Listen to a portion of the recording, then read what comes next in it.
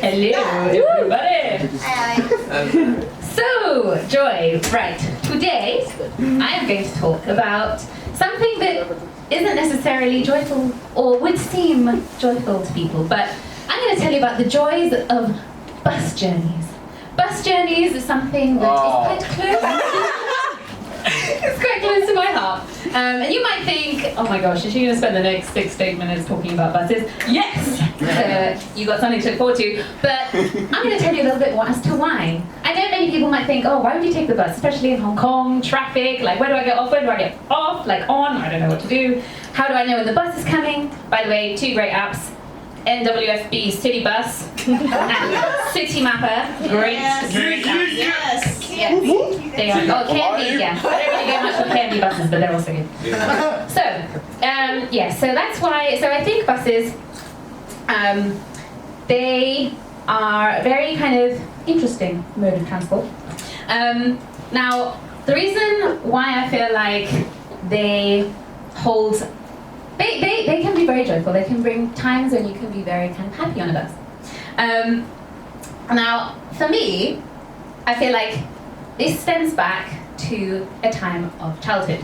So if you guys can imagine, sometimes when you see kids getting on the bus, especially in Hong Kong, they like scramble up and they go up and they just like, they sit at the front of the bus, at the top, and at the window with their glass to the face, their face to the glass. Yeah, that's me in adult form, I do that too. Yeah, some people have seen me do that. So yeah, I think it kind of stems back to growing up here in Hong Kong. I was born here, I lived here for a few years when I was younger.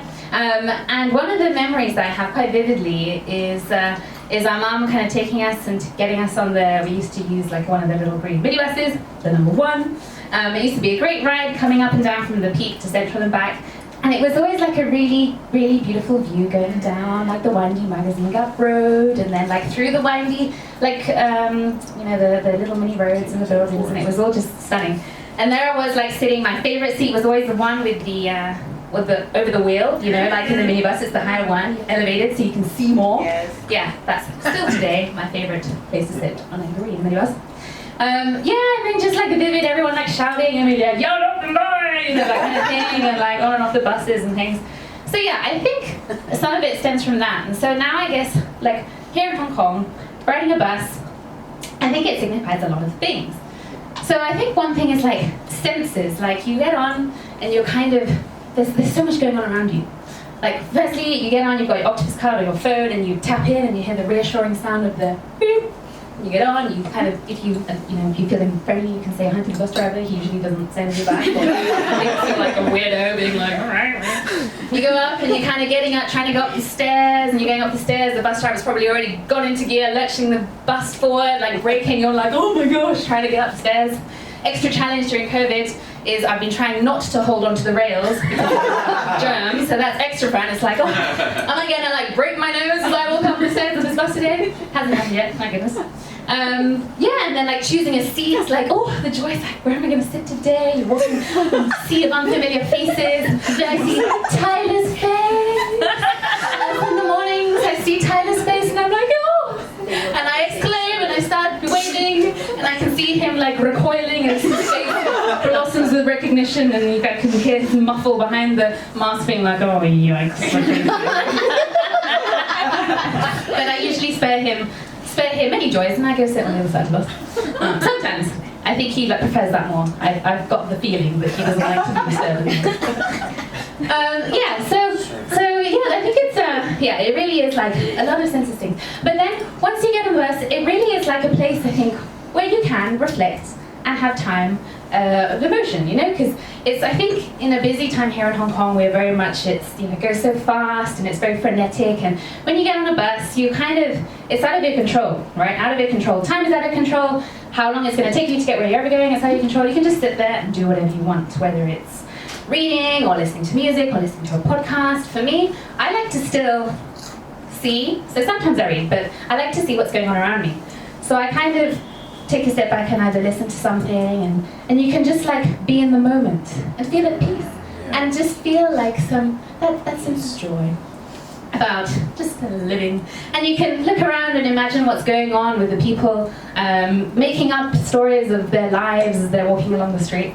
So yeah, it's really beautiful. In a diverse place like Hong Kong, when you have so many people, architecture around you, and then also the nature, and yeah, it's stunning. So, plenty of good bus rides. Some of my favourite routes include number 9 to Shek O. You've got number 6 or 260 coming back from Stanley over to Hong Kong Island. It's a great one, you know, looking at the seas. You can pretend you're in the Mediterranean. You've got the 720 that shoots down from the east to central. You can get a nice side angle of Hong Kong. It's very nice. You've got, if anyone's ever been on the 279D, I think. 295? Anyway, whatever. It's one bus from Tuen Mun 259D to Kwun Tong. Yes. It's beautiful. It takes you all along the back of Hong Kong Island. It's so... I'm that side of Hong Kong I've never seen before. You know? So shouts out to the 680! 680 in the house! Yes. If you want to see a few very long tunnels and Kai Tak Airport new terminal and a lot of nice yachts where some people go for lunches, I've heard.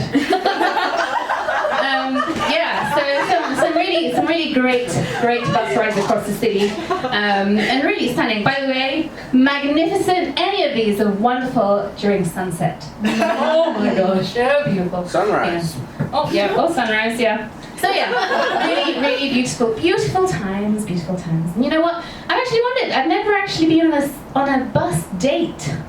But that could be a new one. Oh my gosh! Imagine saying to someone, "Hey, do you want to ride the 260 with me?" Yeah, I work with you, Tom. You can ask me on a date. Yeah.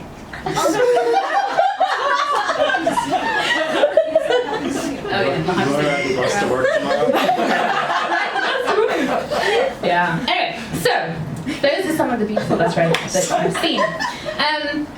And the routes. So if you want any other recommendations of other buses to go on other routes, just let me know. I have an inventory.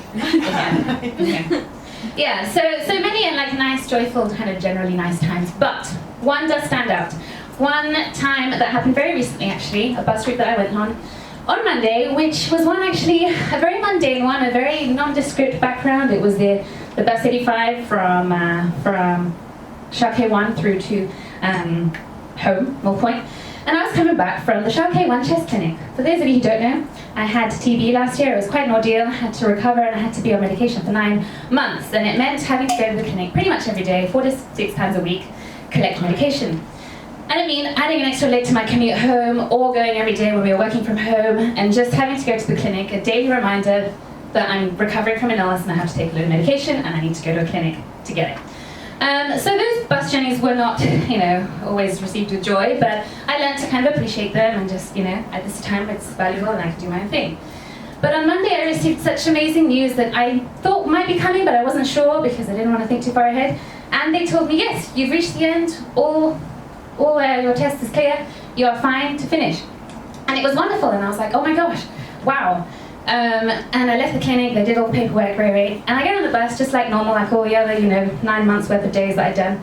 And I sit at the top again, top right on the left, and I'm thinking like, wow, oh my gosh, this is the last bus ride from Shau Kei Wan to North Point that I'll do, And it just dawned on me, and I was just filled with such a joy, such like a weight was lifted from my chest, literally, that I was not ill anymore, and I didn't have to do this. And I was so moved, and I was touched, and I was sitting there, and I was crying.